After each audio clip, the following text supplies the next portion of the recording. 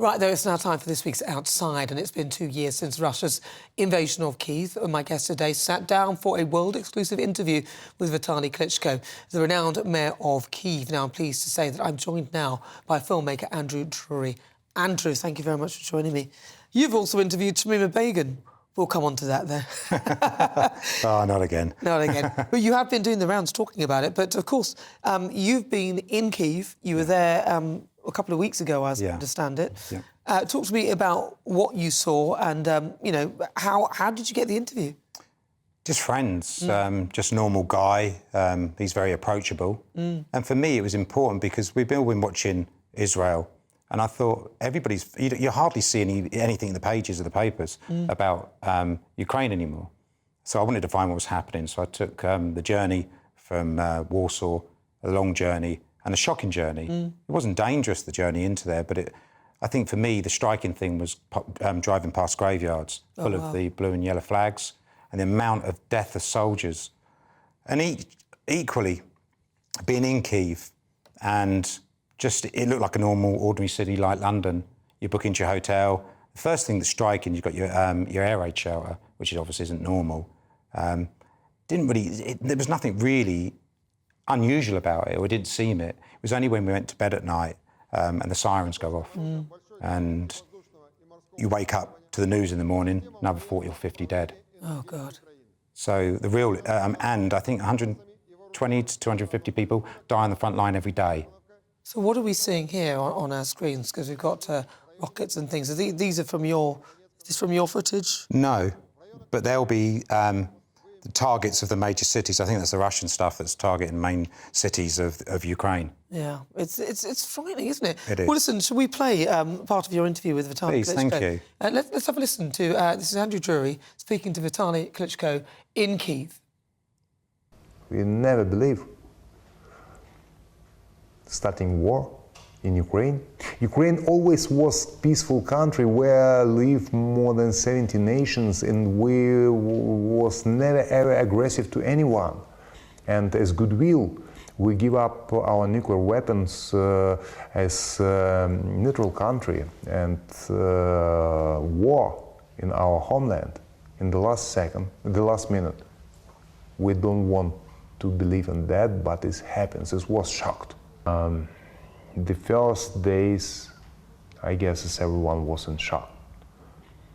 And, but I have a couple of stories when I tell I'm proud to be Ukrainian. The points where you can be part of territorial defense, the line, I guess couple of miles, people stay day and night and day to fill an application, to receive the uniform, to take the weapons, and they decide to defend the city.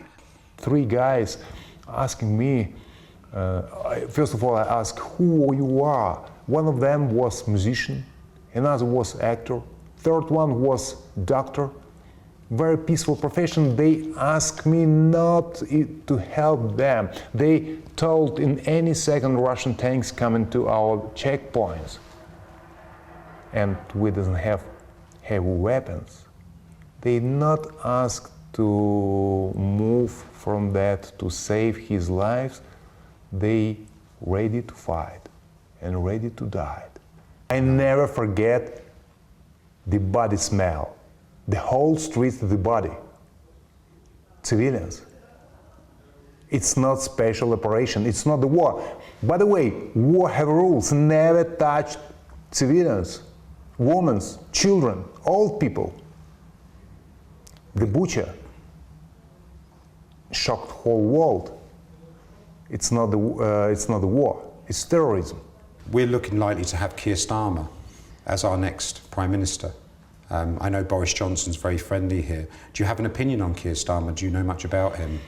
I'm sorry, I'm not ready to give you a clear answer, but anyway, we expect from any politician around the world after the election, support of Ukraine is critically important. Ukraine is is largest European country, and stability in largest country in Europe depend whole stability in Europe, not just in Europe, around the world. Wow, so that was you speaking to Vitali Klitschko. He said the butcher. Was he referring to Putin? No, sorry. Bucha's an area, sorry. Oh, Bucha. Bucha is his pronunciation. Bucha is the area where they found the mass graves. Yeah. I visited there, and I think that's probably the most shocking place I've ever been in my life, and I've been to most front lines. Obviously, it wasn't active. We worked, there's a church, and they have kind of a monument to the people who were killed there. And I was with a driver, and I didn't really notice him because we're going about our things, and all of a sudden, the driver grabbed hold of me and he was in floods of tears because that's how much the impact it had on them. It's a horrendous place, and we went and interviewed some people that witnessed the genocide that was carried out there. So any legitimacy of the war, I mean, this is not, these are animals, whatever. I mean, rape, murder, just horrendous. And I suppose it's because they can. Who's going to protect the people? It's almost lawlessness, I should imagine. It's shocking. I mean, Vitali said to me, he doesn't know what the war's about. Nobody does. He just thinks that Putin wants land and he wants genocide. He wants to wipe off all the Ukrainian people. That's their view. So how are the people of Ukraine faring with this? Because, as you said, feels like they're just moving around normally, but then the next day you hear people that have just died. They take it as just normal everyday occurrence. The air raids at night, no one goes to the shelters. Everybody just carries on. The markets are open. I mean, when I was there, I went and witnessed one of the attacks, and market shops were open around it. After the explosion only happened 10 minutes ago, people just continuing as normal, because it is normal to them now. I think they're frustrated that the world's media are staying away from there, don't really care anymore. That's what they feel. They haven't got enough weapons. They're not getting enough stuff from us or help from us. Because we know what happened when we saw Ukrainians flooding over the border. There was mass help. That's gone now. The borders are empty. So it's complete change. And I wanted to bring it, and thankfully to you, although Vitali's watching this. He's watching He's actually watching GBNews at this minute. Yeah. So we'll be glad the message is going over. Yeah. And I thank you for that. Yeah, well, listen, so good of him to talk to you. Vitali, thank you so much. We really appreciate you actually giving us your time to tell us about what's going on. So, Andrew, how did you get there? Did you just fly? Are there still flights just going straight? No, you can't fly in, obviously. There's no fly zone. I went in from Warsaw. Oh, okay. We just went overnight. It was a long day. I think it was about 12, 13 hours from Warsaw on the road. Just normal road, normal motorway. There wasn't anything really to see apart the striking graveyards. I mean, they will stay with me. I've never seen so many new graves in my life. Well, listen, you've been busy. You've been talking about Shamima Begum. Yeah, of course. So let's do a brief one on her then. I said that we shouldn't really be funding any more legal aid because she's no longer a citizen of this country. Yeah. What's your view on it all? Because, there's been a lot of sympathisers towards her. And it's rightly so, everyone has their own opinion. But what was your actual opinion of her? As a person, she's hideous. From the beginning when I met her, the sympathy I had, and over the 2 years I spent with her, she's not the person everybody thinks. They think she's some sort of vulnerable young girl. The only reason she wants to be back here is she doesn't like her surroundings. It's a hot camp, it gets cold in the winter, and she just doesn't, she just wants to come home because it's nice and safe here now. Too bad luck. You've done what you've done. And I'm surprised that people keep bringing this 15 thing into it. Saying she's a victim because she was 15. Different 15-year-olds, Nana. You can be 15 and 15, and she was more like, well, a lot older 15 than you. I mean, she planned it. She was the biggest instigator of going out of those 3 girls. But people could say that she's been, used. So somebody, especially somebody who's older, who has more nous of the world, could come up and tell her all sorts of things and, use all sort of manipulating tactics to get her to do that. And people could argue that that's what happened. I think it's a load of nonsense. I think that even if that be the case, she still went on her own free will. It's like I hear this radicalisation. I hear this, that she was taken over by some old men or anything. She didn't. She planned it. She got what she wanted. She went over there. She got married. Somebody she fell in love with. I hear that he now mentally abused her.